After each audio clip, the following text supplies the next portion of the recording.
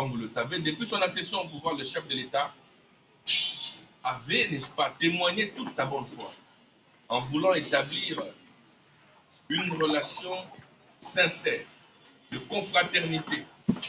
Parce que nous sommes aujourd'hui dans un village planétaire où en réalité les frontières n'existent pas. Autant nous avons des Angolais qui sont nos frères, nous avons des Brassavillois qui sont nos frères, le chef de l'État avait bien voulu que l'on considère les Rwandais comme étant nos frères, les Ougandais comme étant nos frères, les Burundais comme étant nos frères. Parce qu'il faut le dire, certaines de nos femmes sont des Rwandais aujourd'hui, certaines de leurs maris sont des Congolais. Nous avons des enfants qui ont des oncles Rwanda, qui ont des oncles. Malheureusement, notre frère Rwanda est un frère hypocrite, est un frère malhonnête. Il a voulu faire dans ses relations avec la RDC, c'est que Isaou avait fait à son frère Jacob en voulant envier toutes les ressources naturelles que Dieu avait données. Le chef de l'État s'est même permis d'établir des relations économiques avec les Rwandais, justement pour éviter la guerre. Malheureusement, nos frères rwandais ont durci leur cœur pour tuer, violer, enlever, déporter les familles, déstabiliser les vies humaines, et cela pour continuer à entretenir la misère et l'insécurité dans cette partie de l'Est. Voilà pourquoi le chef de l'État a le soutien en ce moment précis de la jeunesse congolaise. Le RSD, le Rassemblement pour la souveraineté et la démocratie, parti que nous dirigeons, soutient totalement cette décision du chef de l'État.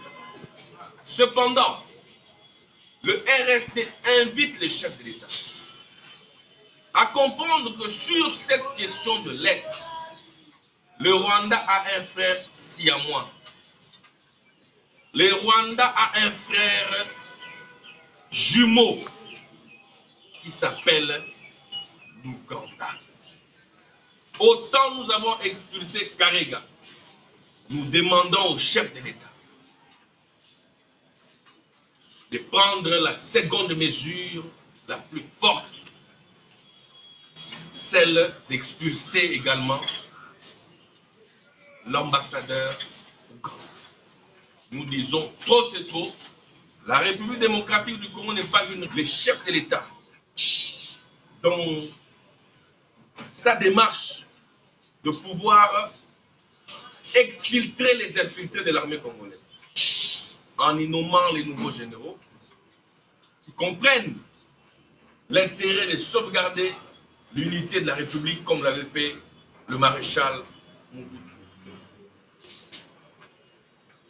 Nous ne sommes pas pour que l'on fasse la guerre des armes, non. Même en son temps, Hitler, lorsqu'il y a eu érection du mur de Berlin,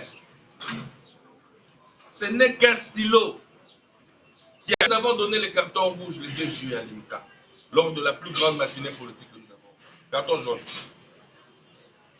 On dit dans le football, le deuxième carton jaune équivaut à un carton rouge.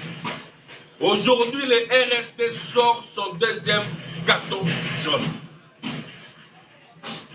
Si le Rwanda et l'Ouganda ne sera pas au FRDC, ce ne sera pas la police nationale congolaise, mais ce seront des jeunes Congolais qui vont, avec les pierres, les bâtons, faire la guerre au Rwanda et à l'Ouganda.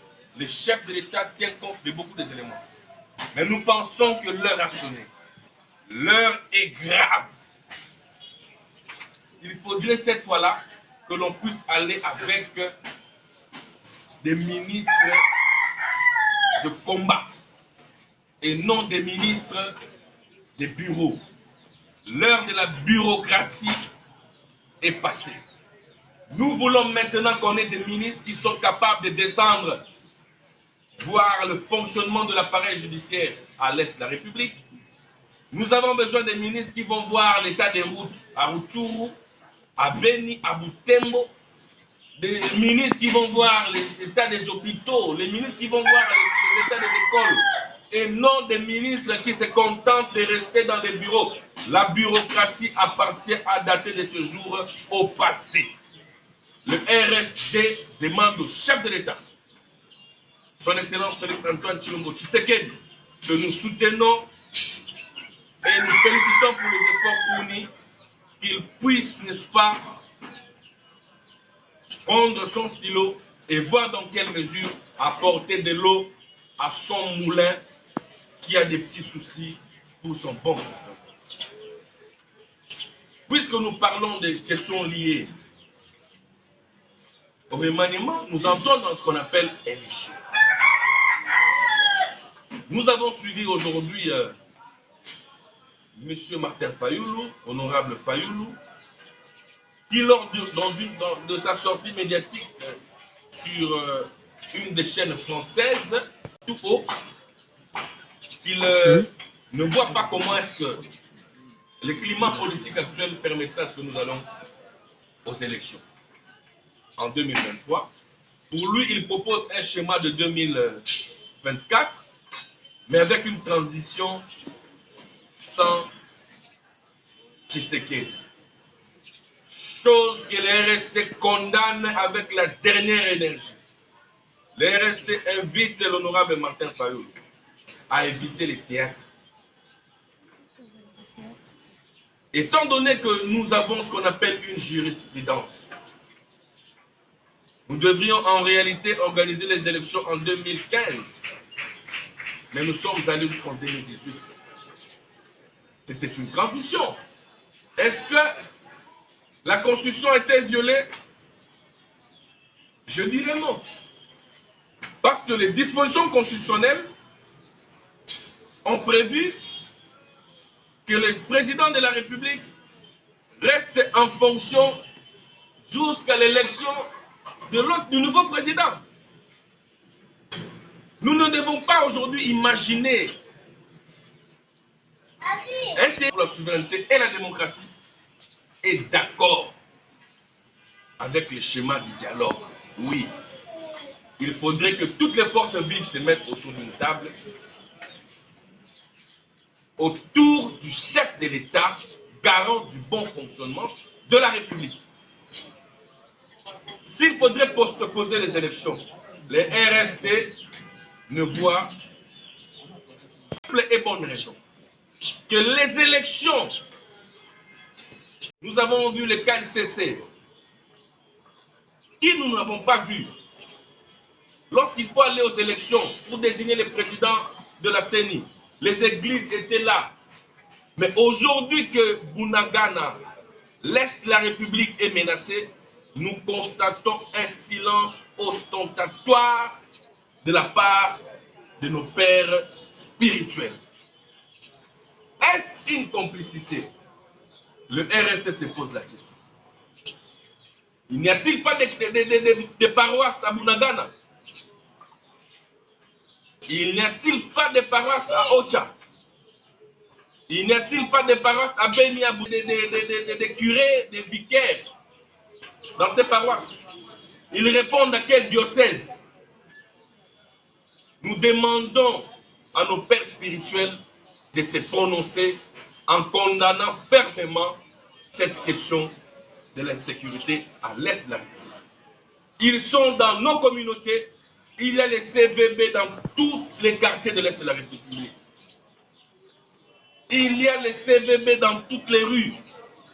Nous demandons aux prélats catholiques, mais aussi à nos pasteurs protestants, au Milapro, au KLCC. Je suis prêt à marcher avec eux pour solliciter de la communauté internationale le rétablissement de la paix à l'Est. puisque nous sommes à l'Est. La guerre étant l'épine sur le talon du Congolais, il y a un réparateur de sexe, le docteur Denis Mukwege.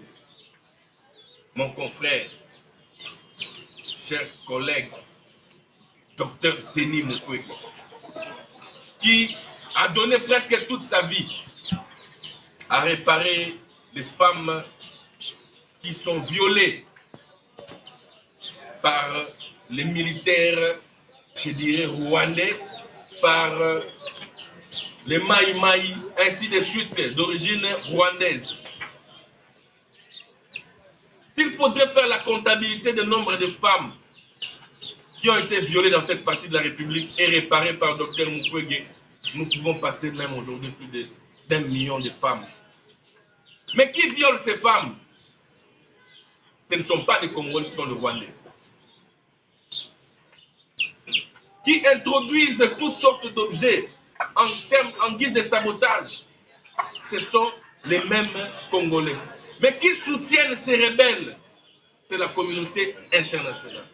Nous avons comme l'impression qu'il y a un triangle économique autour de la réparation des femmes. Les violeurs réparent les femmes violées. Nous allons ouvrir l'œil et le bon. Est-ce que Dr Mukwege doit travailler qu'à l'Est de la République pour réparer les femmes? Les femmes fistuleuses. Il y a même à Boulungu ici. À Vanga ici, il y en a. À Yanda, à Konzi, dans les villages de Kouilou, il y en a. Pourquoi ne vient-il pas réparer les femmes ici? Pourquoi autant d'éloges de la communauté internationale autour de son collègue, le président des RSD que je suis, demande à mon collègue de rester vigilant.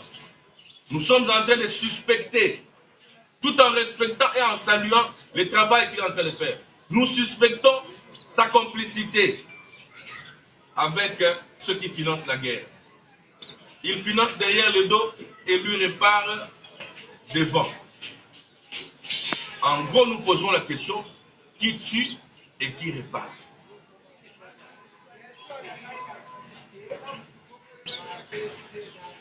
Enfin, la responsabilité des médias. C'est ici pour moi l'occasion d'interpeller le ministre de Pétentie. Cher ministre, le poste de ministre dans une république comme la RDC n'est pas un objet de responsabilité. Nous avons subi ici pendant les régimes passés. On coupait même l'Internet. C'est vrai, les médias, vous nous avez dit, non, c'est une entrave à la... Quoi? C'est le John Numbi fidèle à Joseph Kabila ou c'est un autre John Numbi? Bon, je sais que John, c'est un prénom qui est populaire. Numbi, c'est un nom katangais qui est aussi populaire. Je me réserve le droit de croire que c'est John Numbi qui était l'acolyte fidèle de qui? De Kabila, Joseph. Est-ce le John Numbi qui est là-bas? C'est l'arbre qui cache la forêt. Si tel est le cas, et qu'il s'agit du général John Numbi que nous connaissons, nous demandons à son ex-mentor, le président honoraire Joseph Kabila, de demander à son acolyte John Numbi de quitter le camp du mal. Au besoin de revenir s'il a des éléments,